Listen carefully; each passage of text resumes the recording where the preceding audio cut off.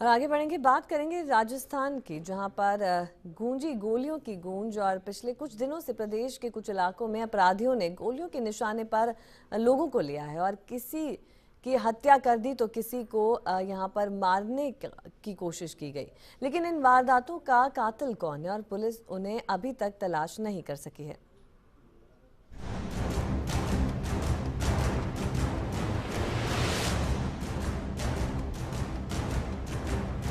शातिर बदमाशों ने राजस्थान के कुछ हिस्सों में पिछले कुछ दिनों में जो खूनी खेल खेला, उसके बाद पुलिस की परेशानियां भी बढ़ गईं।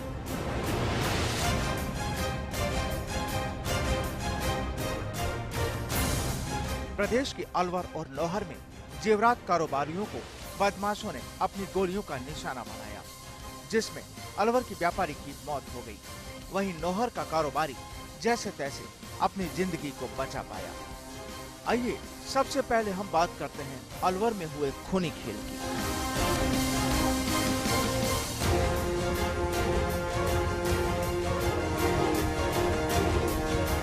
26 जनवरी की रात हसन खां मेवात नगर इलाके में रहने वाला जेवरात कारोबारी सुरेश गुप्ता जब अपने घर के बाहर पहुंचा और गाड़ी पार्क करने लगा, उसी बीच किसी शख्स ने पूछा उसका नाम।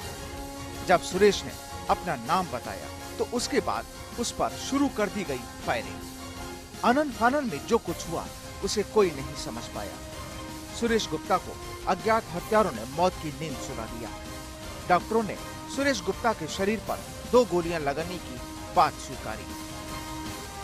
घटना के बाद पुलिस अधिकारी भी मौके पर पहुंचे और फिर शुरू की अपराधियों की जांच, लेकिन हाथ खाली ही रहे। वारदात के बाद अलवर विधायक भी मौके पर पहुंचे और घटना को लेकर गुस्सा जाहिर किया।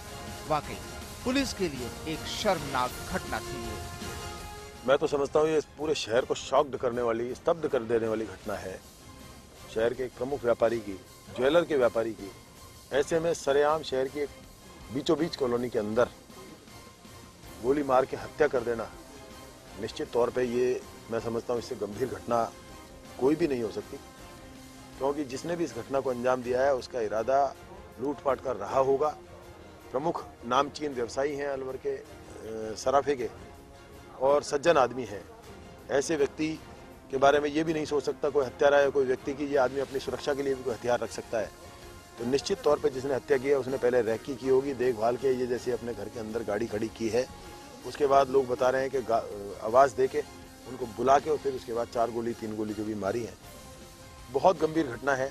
अभी मात्र 5 दिन में 2 घटनाएं इस शहर में हो जाना, ये हमारे शहर के लिए एक बहुत बड़ा ब्लैक डॉट है, बहुत बड़ा काला धब्बा है। क्योंकि हम लोग कहते हैं कि हमने अपराधों पे काबू पाया है, और इन 2 घटनाओं को 5-7 दिन में अंजाम देने वाले लोगों ने हमारे इस दावे को निश्चित तौर पे कमजोर किया है। वारदात के बाद अलवर एसपी ने भी मौके का जायजा लिया, घटना की हर एंगल की जांच की। लेकिन जब पुलिस अधिकारियों से वारदात को लेकर पूछा गया तो ज्यादा कुछ खुलासा करने से इनकार कर दिया गया। लेकिन हाँ, अपराधियों तक जल्द पहुंचने के संकेत जरूर मिले। हालांकि अलवर एसपी विकास कुमार ने वारदात के तुरंत बाद यह भी माना कि लगता नहीं कि वारदात किसी लूट के इरादे से की गई हो, क्योंकि आपको बता दें कि जिस वक्त यह वारदात हुई उस समय सुरेश गुप्ता के पास मौजूद बैग में 7 लाख रुपए और ज्वेलरी का सामान भी रखा हुआ था, लेकिन उसे नहीं लूटा गया। आइए आपको सुनाते हैं कि वारदात के तुरंत बाद मौके पर पहुंचे एसपी ने क्या कहा था। 7:30 से 8 बजे के बीच में एक व्यापारी से सुरेश जी की गोली मार के हत्या कर दी गई। यहीं पे घर के बाहर में ही वाहन पार्क करके घर जाते समय आवाज़ दे के बुला के हत्या कर दी गई है। अब किस कारण से हत्या हुई है, किसने की है, उसके बारे में पुलिस अनुसंधान कर रही है। सुराग उठाए जा रहे हैं। मुझे लगता है बहुत जल्दी इसमें पुलिस तह तक पहुँचेगी। अभी तत्काल में कुछ कहना थोड़ी जल्दबाजी होगी, परंतु इतना जरूर लगता है कि कोई लूट के इरादे से की गई घटना शायद ना हो। इतना तक तो अभी लगता है, अभी तक के अनुसंधान से। बाकी चीज़ें जल्दी सामने आ जाएंगी। 3 गोलियां चलने की बात आ रही है, 2 तो गनवुड दिख रहे हैं, तीसरे के बारे में फिर अभी पोस्टमार्टम से दिख जाएगा कि वो कहीं लगा है तो कहीं लगा या नहीं लगा है। ये 7:45 से 8 के बीच के आसपास ही घटना होनी चाहिए।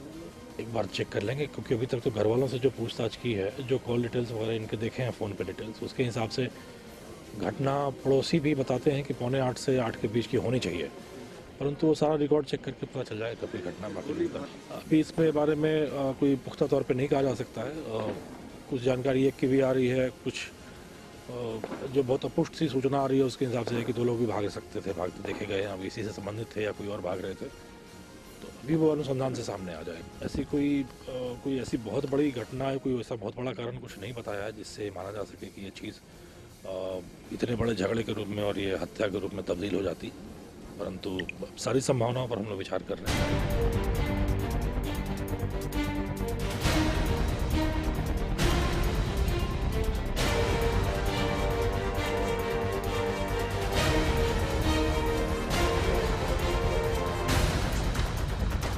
जौहरी के सरेआम गोली मारकर हत्या की वारदात की खबर पूरे अलवर में आग की तरह फैल गई।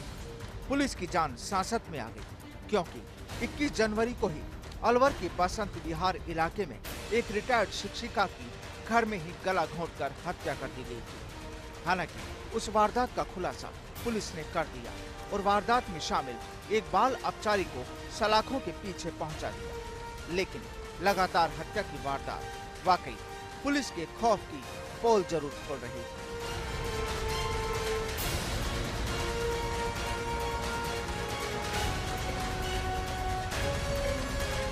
फर्स्ट इंडिया के लिए अलवर से राजेंद्र शर्मा के साथ क्राइम डेस्क ब्यूरो रिपोर्ट।